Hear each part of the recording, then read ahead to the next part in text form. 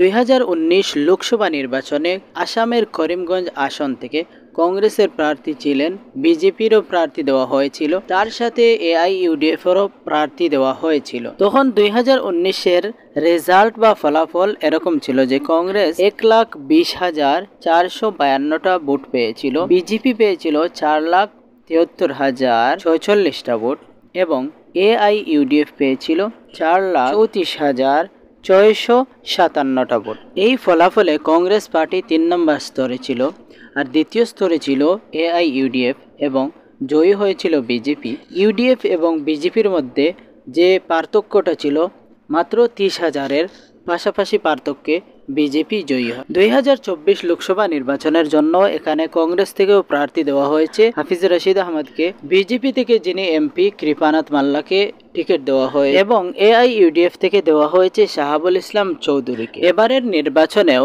করিমগঞ্জ আসনের মানুষ ভোটার যদি সঠিক সিদ্ধান্ত না নিতে পারেন তাহলে এবারও বিজেপি জেতার সম্ভাবনা রয়েছে। যদি ভোট ভাগাভাগি হয় এবং এখান থেকে ইউডিএফ জয়ী হতে না পারে তাহলে এবারও বিজেপি জয়ী হওয়ার সম্ভাবনা রয়েছে।